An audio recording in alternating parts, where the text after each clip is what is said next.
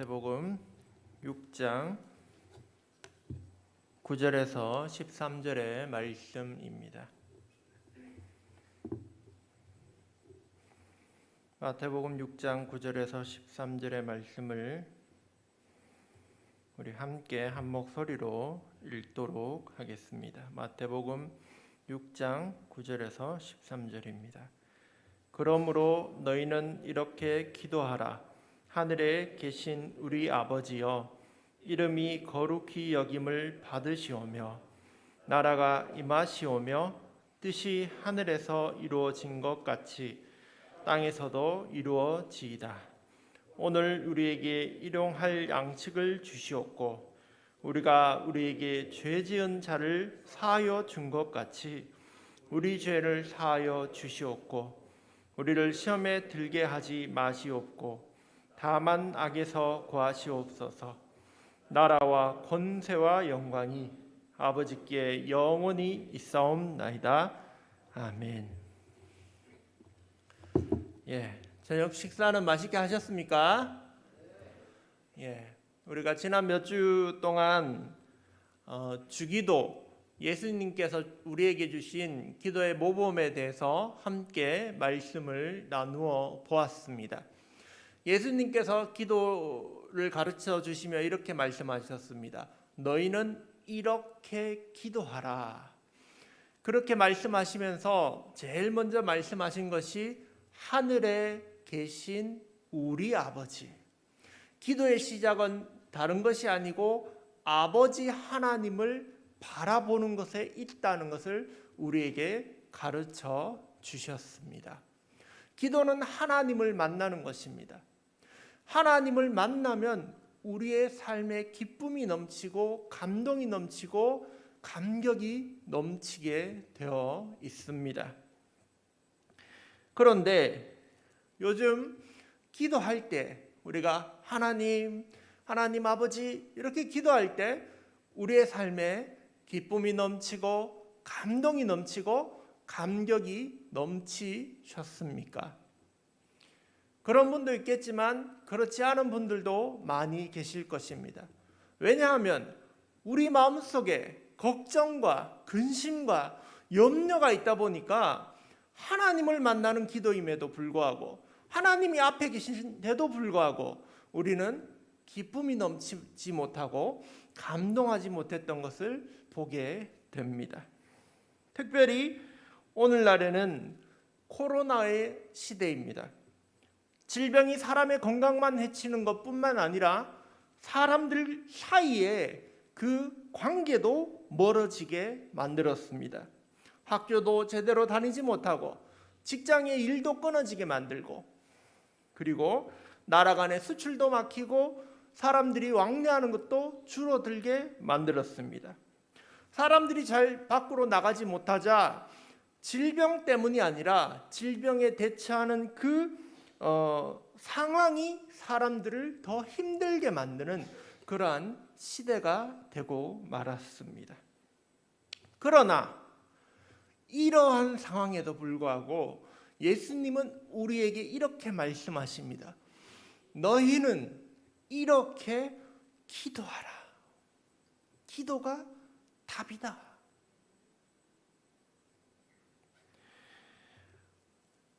우리나라 가수 중에 여러분 아시는 분들도 있겠지만 노라조라는 가수가 있습니다. 아십니까? 아시네요. 그분들이 한 15년 정도 된 그룹입니다. 조빈 씨는 저랑 나이가 동갑이시더라고요. 그렇게 오래된 그룹인데 이분들이 특이한 것으로 많이 유명해져 있습니다. 예를 들어서 노래가 사이다다 그러면 사이다 모양을 머리 위에 세우고 이렇게 노래를 부른다든지 카레, 고등어, 슈퍼맨 뭔가 좀 코믹한 그러한 가사와 내용으로 사람들에게 노래 부르고 즐겁게 해주는 그러한 가수입니다. 그러한 그룹인데 이 그룹에서 몇 년 전에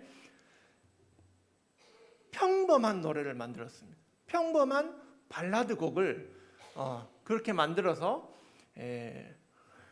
불렀습니다. 가사가 이렇습니다. 길지는 않았지 너와의 시간 하지만 넌 지금도 내 안에 뿌리를 내린 듯 움직이지 않는 너를 이제는 보내려 해. 왠지 조금 쌀쌀한 바람이 오늘 나를 아프게, 항상 하던 이별이 오늘따라 왜 이렇게 힘겨워 눈물이 난다. 밀어낸다. 내 안에 너를 힘이 들지만 너를 보내련다. 이런 평범한 발라드 곡도 불렀습니다. 그런데 이 곡 제목이 변비예요. 밀어낸다는 거죠. 그래서 방송국에서 금지곡이 되고 말았습니다. 노래는 좋았습니다. 노래도 좋고 가창력도 좋고 잘 했는데 그만 이제 더럽다는 이유로 방송에서 금지곡이 돼 버렸자 그 듀엣 중에 한 명인 분이 사장님한테 가서 간청을 했습니다. 사장님, 이 노래가 너무 좋은데 그냥 이렇게 묻히고 방송도 못하고 활동도 못하고 하는 건 너무 아깝습니다. 새로운 가사로 새롭게 낼 수 있게 해주십시오. 이렇게 간청을 했습니다. 그래서 완전히 다른 가사로 곡을 또 냅니다. 그 곡이 형이라는 곡입니다. 가사 내용이 이렇습니다. 삶이란 시련과 같은 말이야. 고개를 들고 어깨를 펴 짜샤. 형도 그랬단다. 죽고 싶었지만 견뎌보니 괜찮더라. 뭐 이런 가사가 쭉 가면서 어렵더라도 견뎌라. 형으로서 살아본 내가 충고한다. 이런 가사입니다. 그런데 이 노래가 많은 사람들에게 들려지면서 청년들이 용기를 얻은 거예요. 정말로 어렵고 마음이 힘들고 죽으려고 하던 사람도 이 노래를 듣고 내가 죽고 싶었는데 이 노래를 듣고 다시 살려고 결심했습니다. 그렇게 얘기하면서 이 노래가 사람 살리는 노래라고 별명이 붙게 되었습니다. 그러면서 그 쓰여진 기사에 보니까 이 바꾼 이 곡으로 인해서 이 노라조가 최대 수익을 10년 전에 나온 곡인데 그동안 많이 불려지고 자살 캠페인송 같이 그런 교육하는 데서 불려지고 군대에서도 불려져서 최대 음원 수익을 올렸다는 그러한 기사였습니다. 오늘날 사람들은 무엇을 원하는가 하면 힘들고 어려운 상황 속에 있는 자신들을 위로해 주는 것을 원하고 있다는 것을 깨닫게 됩니다. 그러면서 제가 이 곡을 듣고 나서 오늘 주기도를 묵상하면서 생각해 보니까 이 주기도문이, 이 주기도를 가르쳐 주시는 예수님의 음성이 마치 이렇게 저에게 들려오는 것입니다. 야, 힘내. 나도 십자가 졌어. 나도 고난을 받았어. 어깨 좀 펴봐. 그리고 기도해라. 예수님이 우리에게 이렇게 말씀하시는 것처럼 들려왔습니다. 기도할 때 위로가 있습니다. 기도할 때 긍휼이 있는 줄 믿습니다. 이 말씀을 묵상할 때 처음 드는 의문이 있었습니다. 예수님은 우리에게 이렇게 기도하라라고 하시는데 그러면 우리는 왜 이렇게 날마다 기도해야 하는가라는 의문이 한 가지 들었습니다. 그러면서 묵상할 때에 왜 우리가 이 세상 살 동안 기도를 놓을 수 없는가? 그 이유는 이 세상은 아직 천국이 아니기 때문입니다. 천국 가서는 기도하실 필요 없어요.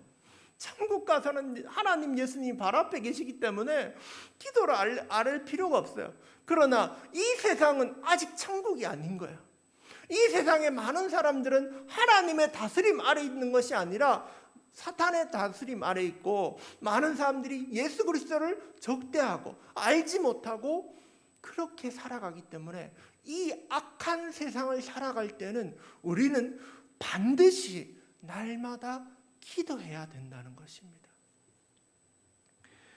이 세상의 시험을 이기기 위하여 이 세상의 악을 물리칠 힘을 얻기 위하여 우리는 기도해야 합니다. 그래서 예수님이 가르쳐 주신 이 주기도에도 보면 우리를 위한 간구의 내용에 이 네 가지를 말씀하십니다. 오늘날 우리에게 일용할 양식을 주시옵고, 우리는 날마다 먹을 것이 필요할 정도로, 날마다 필요한 것을 채워줘야 할 정도로 부족한 존재라는 것을 말씀하십니다. 그러니 기도해야 됩니다. 또 우리가 우리의 죄를 우리에게 잘못한 사람을 용서해 준 것처럼 하나님께 죄를 사함받는 그러한 기도를 하라는 말씀은 우리가 죄인임을 말씀하시는 것입니다. 우리가 이 땅에 살면서 우리도 날마다 죄짓고 또 싸우고 또 화해하고 하는 그러한 죄인임을 우리에게 가르쳐 주십니다. 그리고 오늘 말씀, 시험에 들게 하지 마옵시고, 우리가 이 세상에 살면 시험에 빠진다는 것입니다. 악의 유혹에 빠지는 그런 일들이 너무나도 많다는 것입니다. 그리고 궁극적으로 우리는 악에서 구해져서 악한 세상을 대적하며 적극적으로 살아가야 함을 말씀해 주고 있습니다. 이 세상은 아직 천국이 아닙니다. 그러나 기도할 때 우리는 이 세상을 어떻게 살아가야 될지 답을 찾게 됩니다. 예수님이 우리의 해답이 되시기 때문입니다. 세상을 이길 유혹의 힘이 바로 예수님, 하나님께 있기 때문에 우리가 기도할 때 시험을 이겨내고 악에서 구함을 받게 되는 줄 믿습니다. 하덕규 집사님이라고 계십니다. 지금은 목사님도 되셨는데 이분이 제가 대학교 3학년 때쯤에 계명대학교에 간증 집회를 오셨어요. 그때만 해도 사람들이 그냥 하덕규 하면 시인가 촌장 일반 가수로 알고 계셨어요. 근데 와서 노래를 부릅니다. 대표적인 곡이 가시나무잖아요. 그래서 내 속엔 내가 너무도 많아, 그 곡도 부르고, 그 다음에 그 곡 이후로 이분이 CCM 가수를 하셨거든요. 그래서 CCM 송도 부르면서 자기가 어떻게 예수님을 믿게 되었나를 간증하시기 시작했습니다. 그분을 직접 보면서 느낀 거는 스스로 얘기하셨는데 얼굴에 점이 많더라고요. 얼굴에 점이 굉장히 왜소하신데 얼굴에 점이 20개 이상 있대요. 그래서 그리고 또 너무 몸집이 작아서 군대도 안 갈 만큼 그렇게 왜소한 분이시라는 겁니다. 근데 이분이 가수 생활을 하면서 누님 영향 때문에 교회는 나갔지만 믿지는 않는 그러한 삶을 살았습니다. 근데 옛날에 그 80년대 가수들은 노래하다가 노래가 잘 안 되면 뭐 했냐면 마약을 했대요. 뭐 뽕 맞으러 가고 뭐 대마초 피고 이런 걸 그냥 했다는 거예요. 간증에서 나온 이야기입니다. 그래서 이분이 친구한테 가서 이렇게 얘기한 거예요. 얘야, 하무나 뽕 맞으러 가자. 조하문 목사님 얘기입니다. 옛날에 내 아픔 아시는 당신을 그거 부르신. 두 분이 친한데 같이 뽕 맞던 사이였다는 거예요. 그래서 이분이 그렇게 마약도 하고 노래도 하고 하니까 막 떨려오고 막 그랬는데, 그러한 속에서도 예수님을 소개받고 그러한 게 있어서 어느 날 12월 31일 밤 12시에 모든 교회가 송구 영신 예배를 드리잖아요. 그래서 어느 교회 앞을 지나는데 거기서 들려오는 찬송가 소리에 이끌려 들어가서 회개 기도하고 주님 내가 잘못했습니다 하고 새 사람이 되신 거야. 그리고 나서 문제가 생겼습니다. 뭐가 문제가 생겼냐면 마약은요 의존성이 생겨요. 내가 안 해도 자꾸 하고 싶은 마음이 생기고 육체적으로 정신적으로 하고 싶은 금단 현상이 생긴 겁니다. 그래서 이분이 찬양하지 않고 말씀 읽지 않고 예배하지 않을 때는 끊임없이 마약의 유혹이 있는 거예요.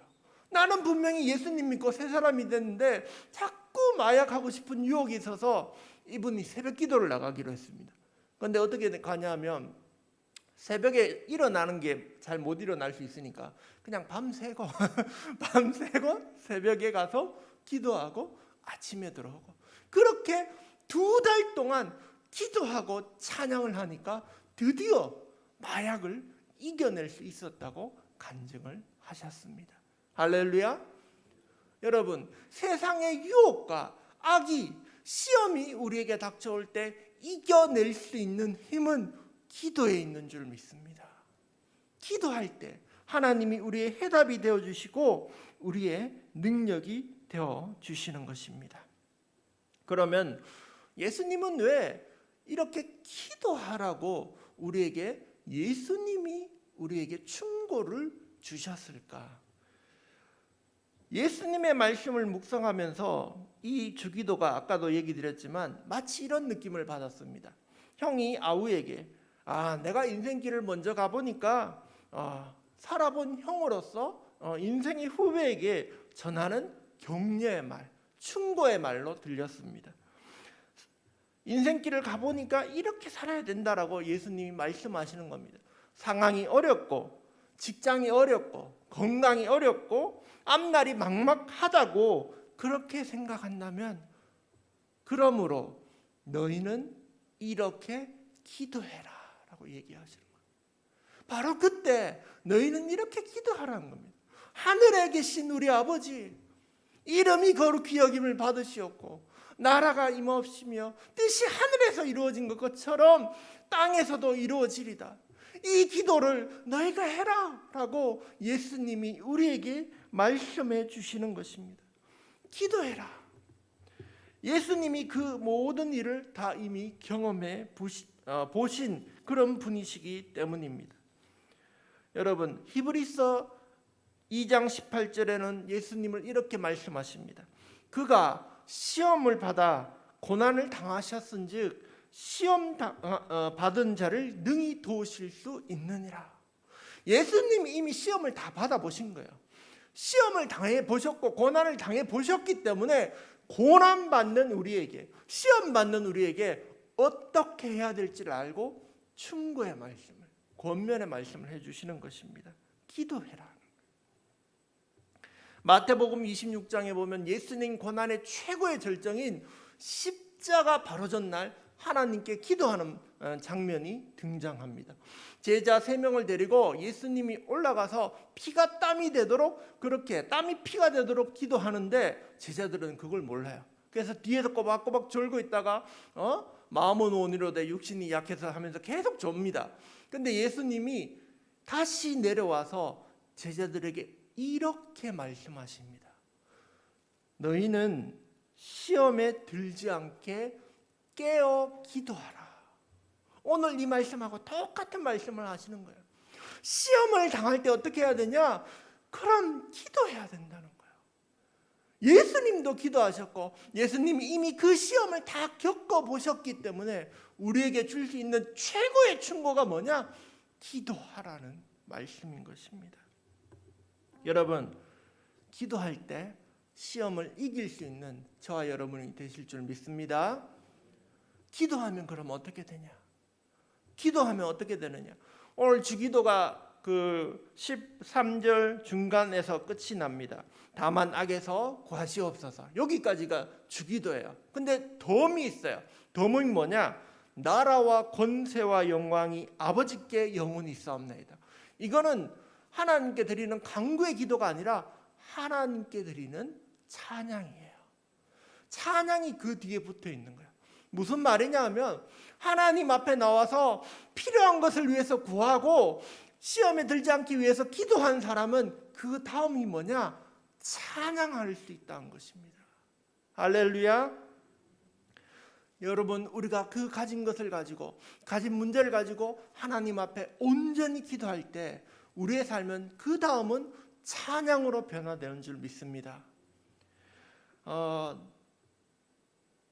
영국에서 태어난 7살짜리 꼬마가 있었습니다. 근데 그 꼬마는 7살 때 아버지가 우울증으로 그만 자살로 돌아가십니다. 그리고 나서 그 어머니가 재혼을 했는데 하필 가정폭력을 하는 그런 아버지였던 겁니다. 그래서 아버지한테 맞고 가정이 다시 또 파탄이 나고 아버지는 감옥에 갑니다. 그 아이가 커서 청년 때 전도자인 루이스 팔라우를 만나게 되고 그 설교를 듣게 됩니다. 근데 그때 그 아이가 예수님을 믿게 된 거예요. 그리고 그 삶이 바뀌고 나서 그 사람에게 찬양의 은사가 있다는 것을 발견한 이 루이스 팔라우가 그 청소년이었어. 15살인 그 아이에게 우리 교회 찬양팀을 맡아주세요. 이렇게 맡긴 거야. 그래서 이 사람이 어린 청소년임에도 불구하고 월십팀의 찬양 리더가 되고 그리고 나서 소울 서바이버 팀을 맡아서 부흥을 일으키기 시작합니다. 그리고 놀라운 찬양곡과 그 가사를 쓰면서 많은 사람들에게 불리는 찬양을 쓰게 됩니다. 대표적인 곡이 여러분 잘 모르시겠지만 10,000 Reasons, 10,000가지 이유라는 곡을 만듭니다. 그런데 이 감사의 찬양을 쓰고 또 이 이후에 이제 결혼을 하고 이제 활동하는데 이 사람의 이름이 뭐냐면 바로 맷 레드맨이라는 분입니다. 맷 레드맨이라는 분이 찬양 가사 쓴 10,000가지 이유라는 곡의 가사가 이렇습니다. 주를 경배해 나의 영혼아, 거룩한 그 이름, 목소리 높여서 찬양해 신실하신 주 이름, 해가 뜨고 새날이 밝아오면 주의 노래를 다시 찬양해 수많은 고난과 시련이 있다고 해도 끝없이 주야로 찬양하리. 이렇게 찬양 가사를 쓴 거예요. 상식적으로 생각해 보세요. 7살 때 아버지가 자살해서 죽고 계부가 막 폭행하는 그 가정에서 아이가 제대로 자라나기 어렵지 않습니까? 그런데 이 아이가 바뀐 거예요. 왜 바뀌었어요? 예수님을 만나니까, 예수님을 믿게 되니까 인생이 바꿔서 많은 사람들을 감동시키는 CCM 작곡자, 가수로 바뀐 거예요. 그가 말합니다. 나는 10,000가지 이유로 하나님을 찬양할 수밖에 없습니다. 여러분, 우리에게 여러 가지 고난이 닥쳐오고 시련이 있고 시험이 있습니다. 그러나 우리에게는 10,000가지의 이유로 하나님을 찬양할 수밖에 없습니다. 기도하는 사람은 찬양하게 되어 있습니다. 주님이 우리에게 말씀하십니다. 너희는 이렇게 기도하라. 이렇게 기도함으로써 나라와 권세와 영광이 아버지께 영원히 있습니다 라고 찬양하게 되는 그러한 삶을 살게 되시는 저와 여러분이 되시길 예수님의 이름으로 축복합니다.